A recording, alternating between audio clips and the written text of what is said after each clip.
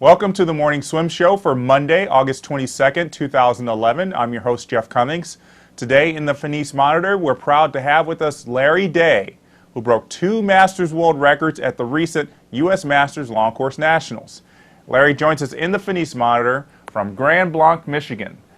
Larry, welcome to the show. How are you doing today? Just great, Jeff. Thanks for having me on the show. It's a pleasure. So 2 world records at Nationals in the 400 IM and the 200 fly in the 60 to 64 age group. Now, world records in themselves are pretty remarkable achievements, but for you, I think it's more amazing that you even made it to the meet. You had a heart attack 3 years ago that you initially thought meant no more swimming for you. So tell us about the day of the heart attack and how you eventually got yourself back in the water.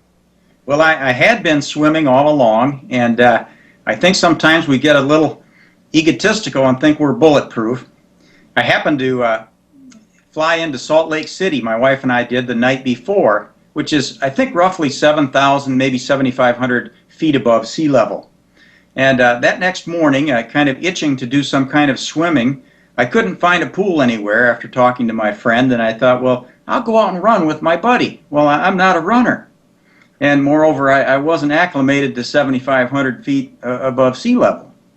So, nonetheless, early in the morning, dark, just busted out the front door. We ran about a mile. We did some push-ups. We did some sit-ups. We ran another mile. And I conducted one of the great all-time stress tests on my heart that you could do. And I failed. I fell down, kind of looked at the stars for a while, and I knew something had happened. And then belatedly, really, and I would advise anybody listening to this, don't do what I did. I waited 30 hours thinking it really couldn't be a heart attack or a heart problem. And then I finally got help at the local hospital, Timpanogos Regional Medical Center, and what wonderful people they were. And in record time, they got me into the heart cath lab, and I had a 4-millimeter cobalt stent put in my anterior descending artery, and I was up and walking in about 4 hours, if I remember correctly. But quite amazing what they can do today for people if they can get to you or you can get to them in time. So how long was it before you were cleared to get back in the pool? Well, that's an interesting question, Jeff. At first, I came back to Grand Blanc after about 5 or 6 days of rehabilitation out there in Utah, and I followed up with a wonderful cardiologist here, and he told me we need to go slowly. We had to do some testing and try to figure out what, if any, damage had been done in the course of this thing. And we did some cardiovascular stress tests, on the treadmill and this type of thing. And he told me after about, I'd say 3 weeks, he said, you can swim. You can swim as far as you want to. But I don't want you to swim fast. I want you to swim nice and easy and just start very, very slowly. So that's what I did, but I have to admit that poor cardiologist, I kept pushing him to let me go a little harder.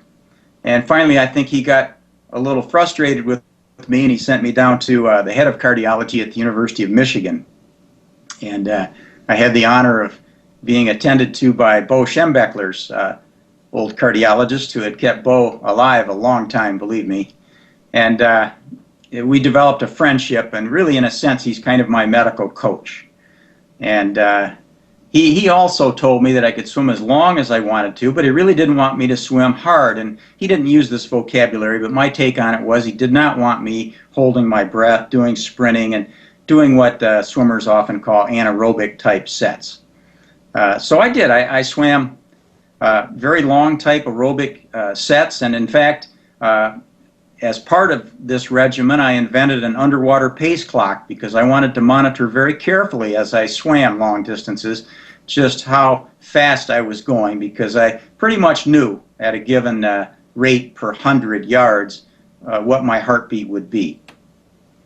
So tell me, when you got back in the pool, and you were starting to kind of go longer, a little bit longer distances and a little bit harder in terms of intensity, did you ever feel any kind of pressure on your heart? Did you ever feel like, well, I need to be stepping back? Or was it every day you got better and better? I don't know if I could say every day, but it was consistently I got better, and I consistently swam distance. And with the pace clock, I could tell I was improving in terms of my times. When I started, I could probably hold about 1:15s per 100 at any given length if I went a 16:50 or what have you. And over the course of the next 3 years, that got down to about 1:08s. But I took it slow and easy for about a year, and I could feel my strength coming back. And it was really, for the physicians who were helping me, it was more a problem for them to convince me to not, well, I used to say, can I release the hostages? And they would say, no, not yet. And so finally, it got to a point where we decreased the medicine that I was on and this type of thing, and I was able to start swimming harder.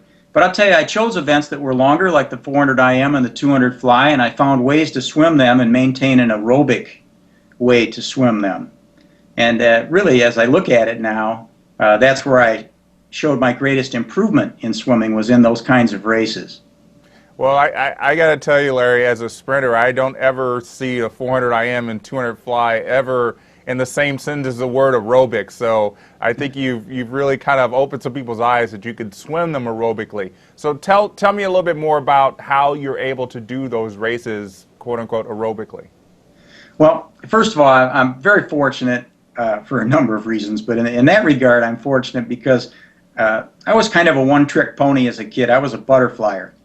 And so in the 400 IM, I can just loaf the butterfly out, just maintain rhythm, really minimizing use of the legs.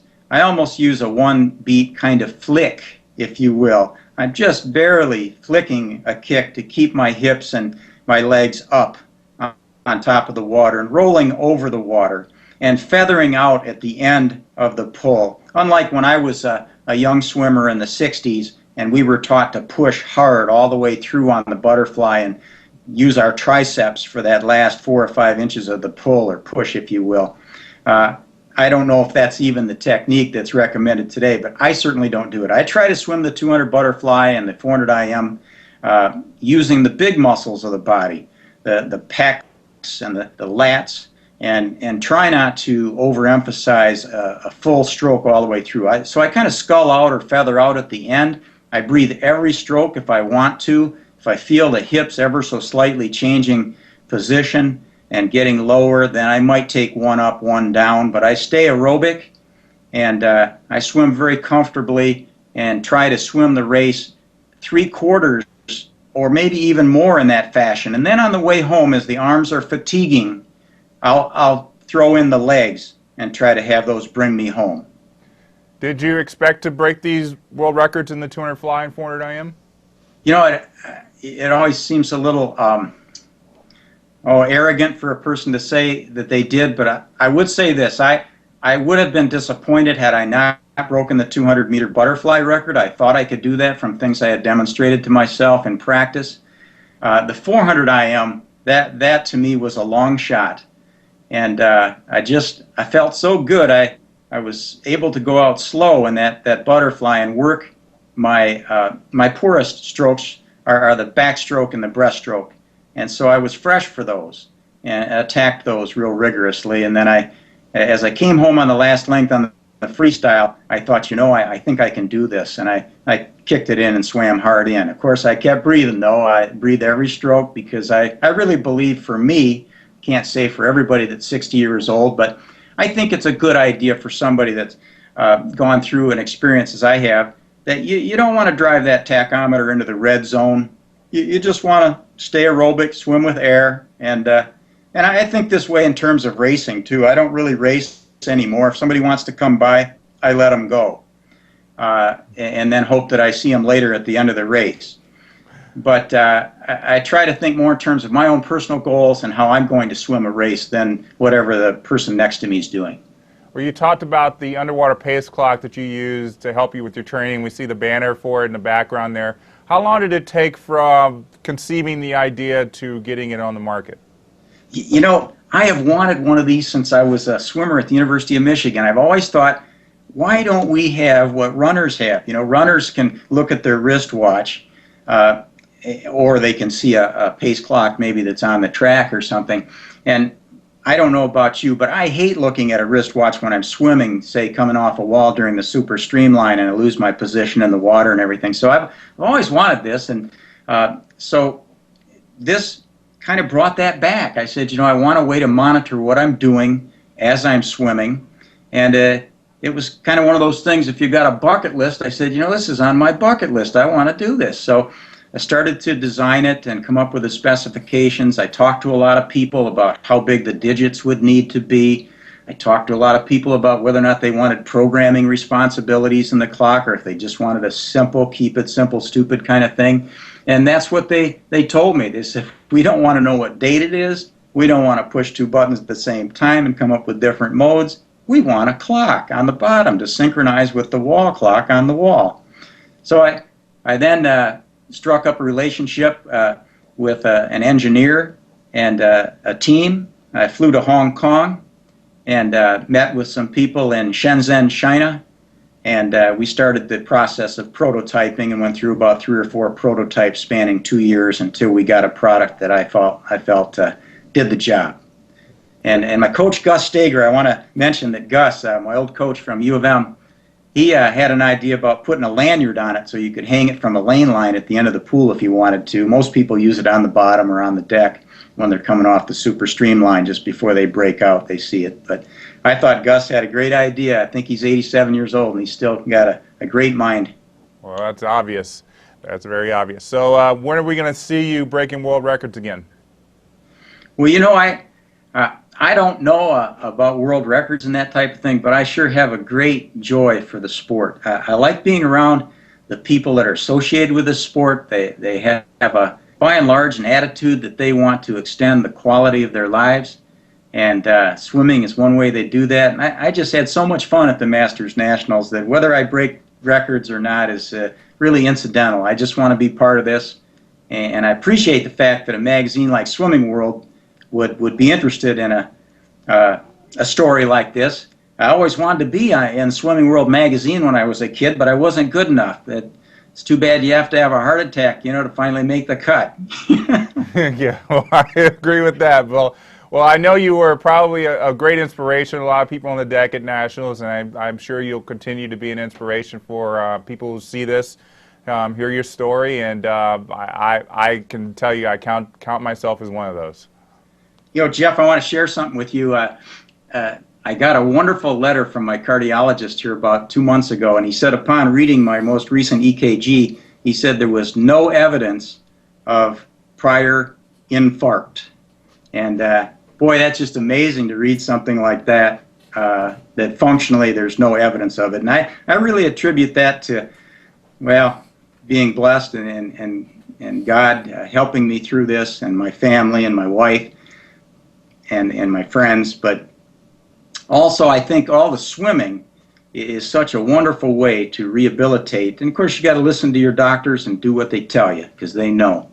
But I think this sport had a lot to do with my recovery from this. Just think twice before you go running in Salt Lake City again. There, you know, when you're out of your element and you're doing something different, it makes a lot of sense to think it through. Exactly. Larry, thanks so much for joining us and sharing your story with us, and we'll look forward to seeing you back in the pool again. Thanks a lot, Jeff. I was honored that you guys would interview me. Thank you very much. Our pleasure. That's Larry Day joining us in the Finis Monitor. That's going to do it for today's show. I'm Jeff Cummings. Thanks for watching.